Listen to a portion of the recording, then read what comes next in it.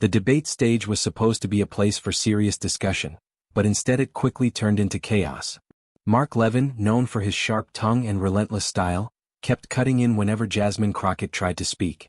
Every time she opened her mouth, he interrupted with a dismissive comment, raising his voice and trying to dominate the room. At first, Crockett stayed composed, pausing and allowing him to burn through his interruptions. The audience grew restless, murmurs spreading as Levin talked over her again and again. Some viewers online even began counting how many times he cut her off. It was clear he thought he could throw her off balance. But Crockett was waiting for the right moment. She leaned forward, hands calmly folded, and when the moderator finally gave her the floor, she delivered her response without hesitation. Her tone was sharp but controlled, each word landing with precision. She reminded Levin, and everyone watching, that the purpose of the discussion was not to hear one voice drown out another, but to get to the truth. "You can interrupt me all night," she said firmly, locking eyes with him, "but that will never change the facts I came here to present. And if the facts scare you so much that you can't let me finish a single sentence, maybe it's because you already know you've lost this argument." The room fell silent. Levin, usually quick with a comeback, froze for the first time all evening. His mouth opened slightly but nothing came out. Cameras zoomed in on his face, capturing the stunned look that spread across it. The crowd erupted, some cheering, some laughing nervously, but one thing was undeniable. Crockett's last words had landed harder than any interruption Levin had thrown her way. Within hours, the clip was trending everywhere, shared as the moment she flipped the entire debate in a single sentence. The silence after Crockett's words stretched longer than anyone expected. Even the moderator, who had been struggling to keep order, hesitated before speaking. Levin shifted in his seat, visibly unsettled, tapping his pen against the table as if searching for something, anything, to say. Meanwhile, Crockett stayed poised. She didn't smirk, didn't gloat. Instead, she calmly repeated her main argument, laying out key points that Levin had tried so hard to derail.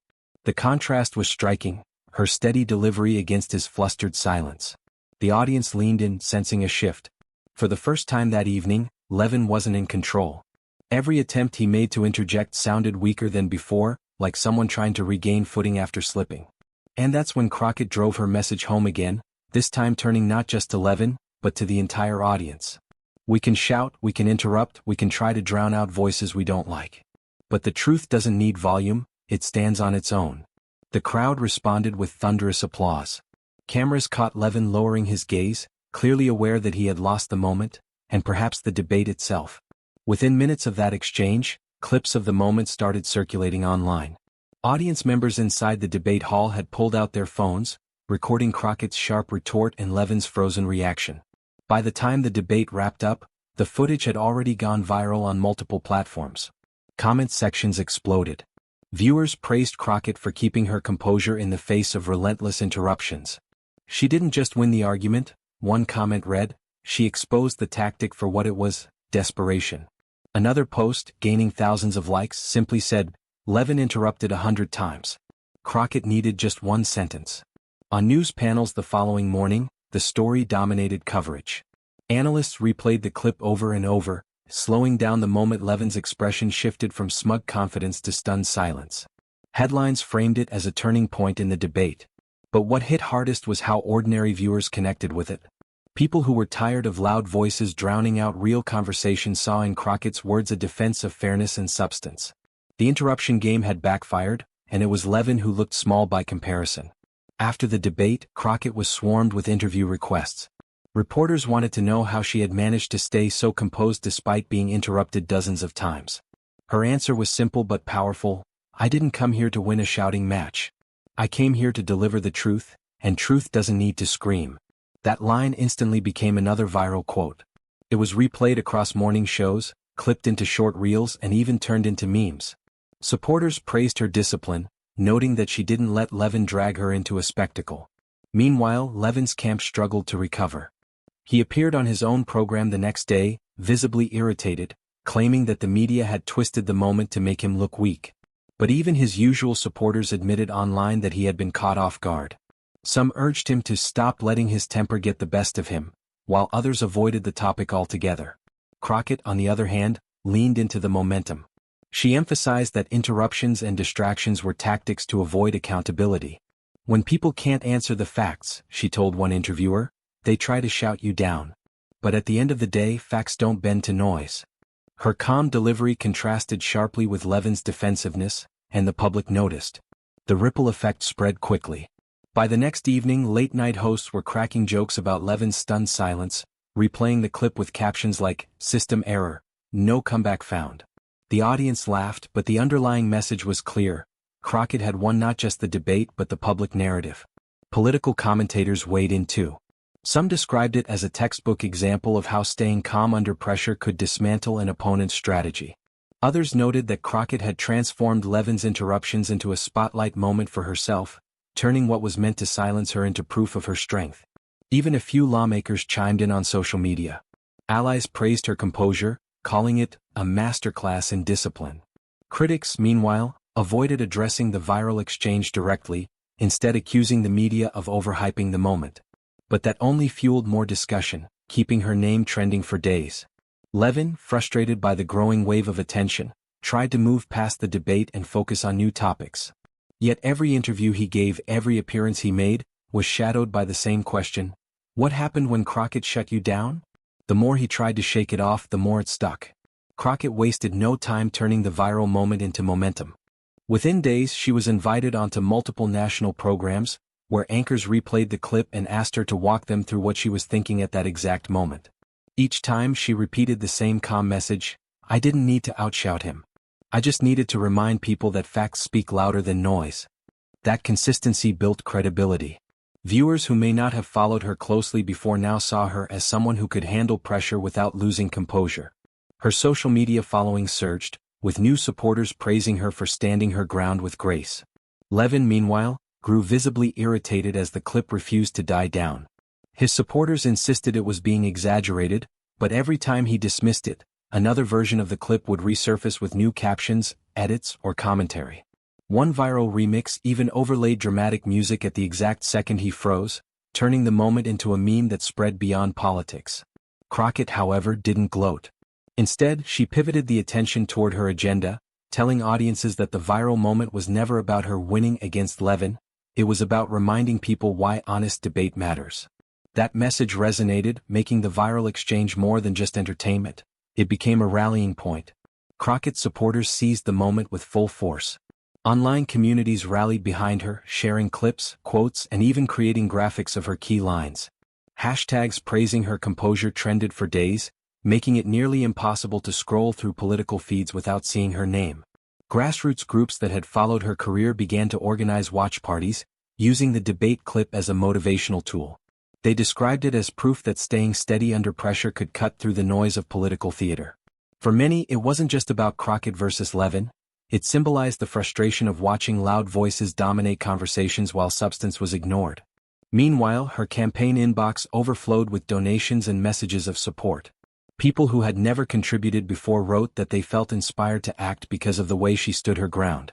"You didn't just defend yourself," one message read, "you defended all of us who are tired of being talked over." Every interview she gave reinforced that theme. Crockett kept the focus on respect, truth, and accountability, never once resorting to mockery or cheap shots. That only amplified the contrast between her calm authority and Levin's flustered reaction. The viral moment had shifted from a clip to a movement. Levin's team scrambled behind the scenes. Advisors urged him to brush it off and move forward, but Levin couldn't resist addressing it.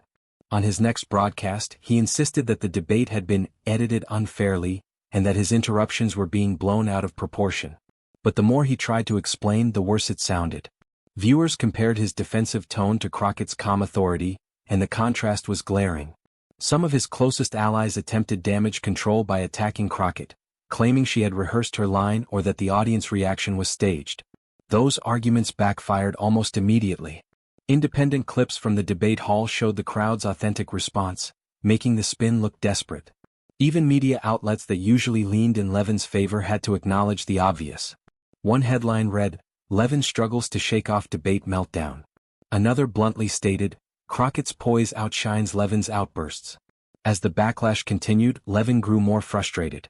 What was supposed to be just another heated debate had turned into a defining moment, but not for him. Instead of showcasing his dominance, it revealed cracks in his style. For the first time in years, he wasn't the one controlling the narrative. For Crockett, the debate wasn't just a viral clip, it was a turning point. She admitted in a later interview that she had walked onto that stage fully prepared for interruptions, but she hadn't expected the moment to explode the way it did. The outpouring of support gave her a new level of confidence. When she returned to Congress, colleagues approached her in the halls, some congratulating her, others quietly admitting they wished they could handle pressure the same way. "You didn't just hold your ground," one said, "you showed us how to flip the script." The press couldn't get enough of her. Every outlet replayed the clip, some analyzing her body language, others focusing on the sheer precision of her words. What struck most commentators was how she never raised her voice once, proving that authority doesn't always come from volume but from control. For weeks, the exchange became a cultural reference point. Late-night comedians, podcasters, and even casual conversations online used Levin's stunned silence as shorthand for getting outmaneuvered in an argument. Crockett's name was now tied to one of the most talked-about debate moments of the year. What was meant to silence her had instead amplified her voice louder than ever before. The long-term effects of the moment quickly became clear. Crockett's public image shifted from a rising voice to a force to be reckoned with. Commentators described her as someone who could not only survive hostile debates but turn them into opportunities for growth. In speeches that followed, she referenced the incident only lightly, never dwelling on Levin by name. Instead, she framed it as a lesson in the importance of listening, respecting dialogue, and standing firm when others try to shout you down. That subtle approach made her look even stronger. She wasn't riding the wave of viral fame, she was steering it. Donors, organizations, and community leaders reached out in greater numbers than ever before. Her calendar filled with speaking engagements, interviews, and appearances where she was introduced as the politician who had stared down chaos and won with one line. Meanwhile, Levin found himself haunted by the clip. No matter what topic he tried to pivot to, questions about the debate followed. The meme of him sitting speechless had become bigger than the debate itself, overshadowing his decades-long reputation for dominating conversations. For Crockett, it was more than a win, it was a defining chapter that would shape how people saw her for years to come. Crockett didn't let the momentum go to waste. With the surge of attention, she sharpened her focus on pushing her political agenda. Every new interview became a platform to highlight the issues she cared about most. Instead of basking in viral fame, she redirected conversations to policy, proving she wasn't just a headline, she was a strategist. Her supporters noticed. Donations that poured in after the debate weren't just symbolic. They funded initiatives and grassroots campaigns she had long been advocating for. Suddenly, her proposals gained more visibility, as news outlets couldn't resist covering what she said next. Even critics admitted her timing was masterful. She took a viral moment and converted it into real influence, one analyst remarked. That's rare in politics. Most people trend for a week and vanish. She's building something lasting. Levin, meanwhile, continued to grapple with the fallout. On his shows, whenever he grew animated or tried to dominate a conversation, viewers online mocked it with comments like, "Careful, don't get silenced again." The more he tried to project control, the more the shadow of Crockett's words lingered. For her, it was proof that discipline and strategy could outlast even the loudest voices. Crockett's rise soon extended beyond political circles. She became a familiar face on national television, invited not only for political debates but also for primetime interviews where anchors framed her as the unshakable voice who stood her ground. Her calm but firm style made her appealing to audiences who were weary of constant shouting matches dominating the political landscape. Her influence grew on social media as well. Every post she made, whether about policy, community issues, or behind-the-scenes glimpses of her work, went viral within hours. Supporters called her a role model for how to confront chaos with clarity. Even young students began sharing her clip as an example of how to handle bullying or being talked over, turning her moment into something bigger than politics. Meanwhile, Levin's own base began showing cracks. Loyal fans still defended him, but others privately admitted they were embarrassed by how he had lost control that night. Some longtime listeners shifted away, tired of watching him lash out instead of offering thoughtful arguments. His credibility, once considered untouchable, was now openly questioned. Crockett, however, remained focused. She didn't waste time trading barbs with Levin after the fact. She simply kept moving forward, letting the public see her as the leader who silenced noise with composure, and kept building her platform stronger with each passing week. Crockett's momentum was undeniable. What began as a single exchange on a debate stage had now elevated her into a national political powerhouse. She was no longer just a sharp voice in Congress, She was being described as a future leader with the ability to unify audiences across divides. Editorials praised her for turning pressure into opportunity. One columnist wrote, "Crockett didn't just silence Levin, she showed America that substance can triumph over noise." That framing resonated, especially among voters who had grown tired of politics as performance. Her growing influence also made her a sought-after ally. Lawmakers who once dismissed her as too outspoken now reached out, eager to stand beside her on legislation. Even her opponents had to acknowledge her rising star, though many did so with gritted teeth. Behind closed doors, Levin reportedly stewed. Sources close to him revealed that he was furious the clip still overshadowed his work, and even more frustrated that Crockett's stature was climbing while his own stumbled. For a man who prided himself on controlling conversations, it was a bitter reversal. But for Crockett, the debate moment was no longer just a viral win, it was the foundation of something much larger. She had entered a new tier of national recognition and everyone knew it. Behind the cameras, Levin's frustration was boiling over. Reports surfaced that in private meetings he snapped at his own team, accusing them of failing to defend him forcefully enough. Staffers leaked that he couldn't go a day without someone bringing up the silence, whether it was colleagues joking or strangers online tagging him in memes. The once confident broadcaster now carried visible tension. His monologues grew sharper, more defensive, as though he was trying to prove that he hadn't lost his edge. But instead of restoring his reputation, the anger only reminded audiences of the very behavior that had cost him control in the debate. Meanwhile, Crockett didn't even mention his name anymore. She didn't need to. Her calm silence on Levin's meltdown spoke louder than any direct response could. By refusing to engage, she left him trapped in his own frustration, shadowboxing a moment that the public had already decided. Insiders noted that the real damage wasn't just to Levin's image, it was to his authority. For years, he had relied on interruption and dominance to command attention.